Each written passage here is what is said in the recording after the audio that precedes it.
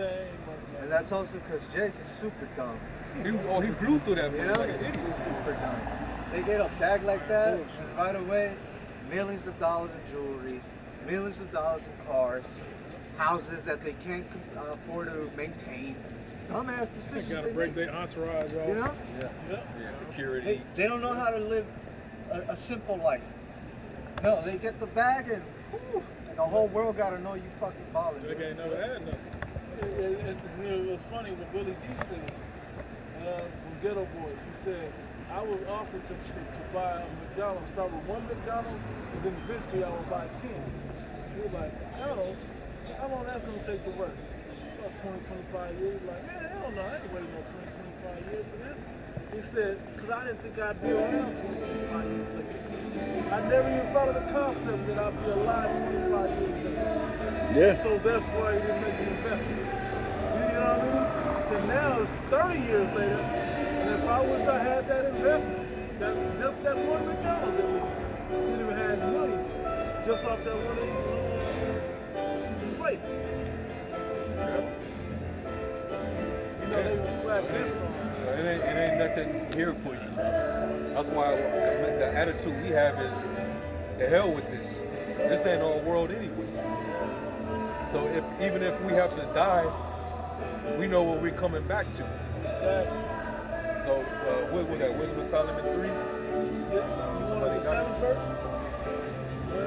No, starting at probably start at the top maybe. Top works. Start at the top at the point of like verses 6 through like 8. You can start at 1. I got 3. Wisdom of Solomon 3, it says, but the souls of the righteous are in the hand of the Most High, and there shall no torment touch them. The scripture say, whether we live or whether we die, we belong to the Lord. Right. It says, in the sight of the unwise, they seem to die, and their departure is taken from misery. And they're going from us to be utter destruction, but they are in peace. For though they be punished in the sight of men, yet is their hope full of immortality. But then shall rise first. Yep. Right? You get the first. You get the immortal get to put on immortal. And live forever. We're gonna live forever from that point on. In the You twinkling, can't kill us no more. twinkling of the eye. Yeah. That's when the world. That's when everything is just gonna just switch. It's gonna transition. These people, you can't kill them no more. Now they're immortal. Now they're gods now. That's an ultimate upgrade. Who wouldn't want that? I don't have. I can take it out early.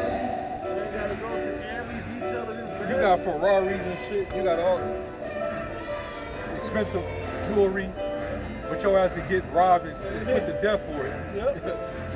You know, you live 2 years with it and then die. What's the point of having it? What's the point? Yeah. I should have invented it. What good? What does the scripture say? What good if a man gain the whole world but lose his soul?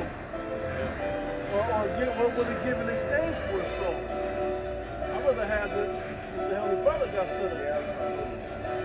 Matthew 16:25.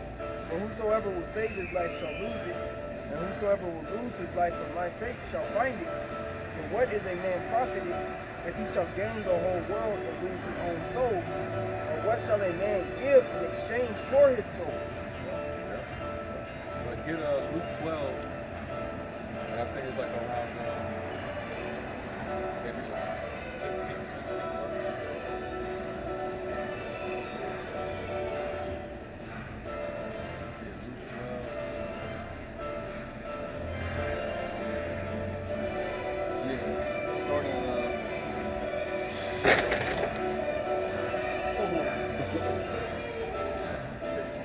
Started like here 15. Hell yeah.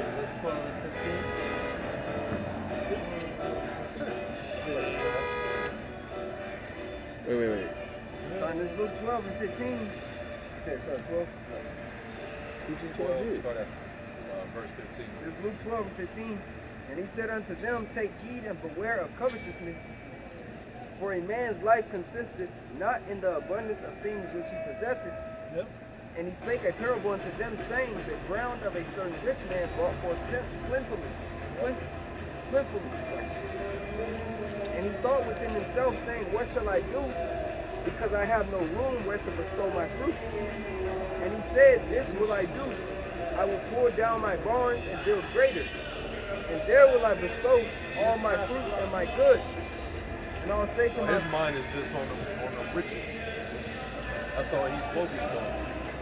Riches and basically expanding, Yeah. flipping, making more and more riches. That's how that's Esau's way of thinking. That's Esau in a nutshell. I'm gonna just keep multiplying my riches as long as I live. And our people have taken on that same mentality. Yeah. It's like when, what I'm saying, me personally, like if I don't want to be on top and left my brothers. If we all, you know what I mean? You got a crib, this brother got a crib, or not, that's how I think. Everybody well off. I'm not looking down on nobody because we got it. We all on the same level. Yeah, that's how Israelites. Yeah, that's how. Yeah. And that's the mentality that the elect of the nation of Israel have, man. Because they ultimately want all the nation to win. Yeah. We understand, Lord, when we be those men, that 2/3 gotta go. But in the kingdom, they're gonna be good, man. In the kingdom, they're gonna be solid. But it takes the elect to fight on this side, for the rest to unravel.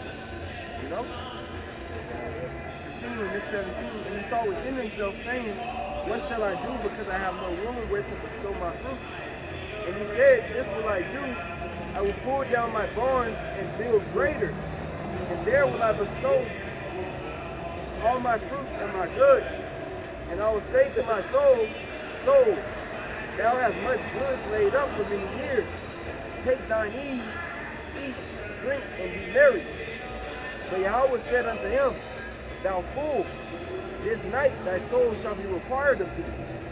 Then whose shall those things be which thou hast provided? Yeah, all that shit that you accumulated to yourself, you spent all that time building it up. Now it's time for you to die, and you didn't even think you was gonna die that soon. Right. Now everything that you got in your possession, who you gonna leave that to? Right. You can't take it with you. Nope. At least in the kingdom, we gonna be able to, live forever, so we can, You can enjoy it. we can enjoy it for the rest of our being. Hey, how much more us that have nothing? Yeah. People are like in our condition. Our people, yeah. their best aspirations is that they hope that one day they can retire. Yeah. At fucking 70 years old, body's done. Okay? About to get your pension. Really, bro. You're sick, you're on medication. Now you can live off the rest of your days, man. Come on, man. You ain't even got a year or two left to enjoy any of that shit. Yeah. You could die within a year. And that happens to a lot of Jakes that kind of, after they retire, you're eligible for Social Security. Maybe got 5 years, and your ass is dead. And a lot of them die within the year of quitting that job because they worked on the job 30, 40 years, and that's all they know. All they know is waking up, and they become accustomed to that routine. And without that routine, without that job, they fucking dead, man. It's fucked up. Yeah, there's something to look forward to in this place, man. Even if you manage to retire, you're basically being forced to get a part-time job, man. Yeah. What they're giving you is not enough to survive. So everyday Jake out here, man, you got nothing to live for in this place. You got nothing to look forward to. There's more suffering. Yeah. And the ones that made it, so-called made it, you still curse. Yeah. You're still under a curse. You came into this world with nothing, and you leave with nothing. That's right. Yep. You don't get to pass on an inheritance to your children. Yeah, you do. Debt. So all the fuck they going to inherit is debt, man. You know how that goes. We got anything in the will? Right. Who Yeah. we got? Where do you leave me? Shit. Debt. Trauma. Yeah. You fighting over what you think he left you? You know how it go. Yeah. Matthew 6:19. Lay up not for yourselves treasures upon earth, where moth and rust doth corrupt, and where thieves break through and steal. But lay up yourselves treasures in heaven, where neither moth nor rust doth corrupt, and where thieves do not break through and or steal. For where your treasure is, there is your heart also be. You gotta know what that treasure is for you. If you didn't know, if the prophets wasn't out here telling you that the real treasure that you should be seeking is salvation, okay? From what? From the coming destruction of prophesied into the earth that we can already foresee is moving in that direction. Okay, if you just take it in, hard to take it look. You got the internet, it makes it all easy. You know? That's the thing. So we're also teaching you how to live and work for the Lord, where you get that treasure where no man can steal your glory from you. Ain't no nigga gonna come and steal your chariot, bro. You know, once you're on the chariot, they come to steal your spiritual power from you. You know, your wisdom from you. Right? I was looking for the one that exactly. I think it's in here, if I read from here. This is Sirach 11. Still got that. Oh no, you got it. Luke 12, and this is 20. 21. But Yahweh said unto him, Thou fool, this night thy soul shall be required of thee. Then whose shall those things be which thou hast provided? So is he that layeth up treasure for himself, and is not rich towards Yahweh by Hashem Yahushai. And he said unto his disciples, Therefore I say unto you,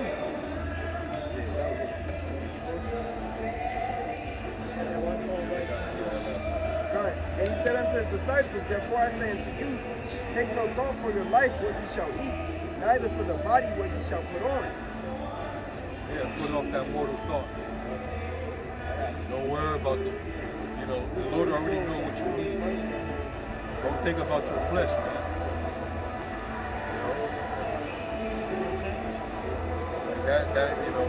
Like it says in the Apocrypha, set your heart aright and constantly endure and make not haste in the time of trouble. Well, when your flesh tends to get the best of you, that's exactly what happens. You make haste. Yeah. You make a quick, irrational decision. Emotional decision. Right? So let me hop this in right quick and we're gonna go right back to that. Yeah, that's why you got to be born of the Spirit. The Spirit has to take over those carnal, fleshly thoughts. Sirach 11:11 it says, There is one that laboreth and taketh pains and maketh haste, and is so much more behind. Right? It says, again, there's another that is slow and need of help, wanting ability and full of poverty, and yet the eye of the Lord looked upon him for good, and set him up from his low estate, and lifted up his... Because he was probably patient. Even though he was going through hell, he was patient. And of course he cried to the Lord, and the Lord looked upon him because of his estate. There's nothing for the Lord to, lift you up from that estate. Paul said, I know how to both be abased and to be abound.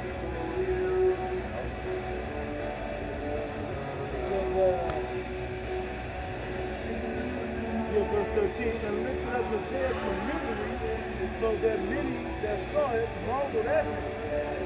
Poverty and adversity, life and death,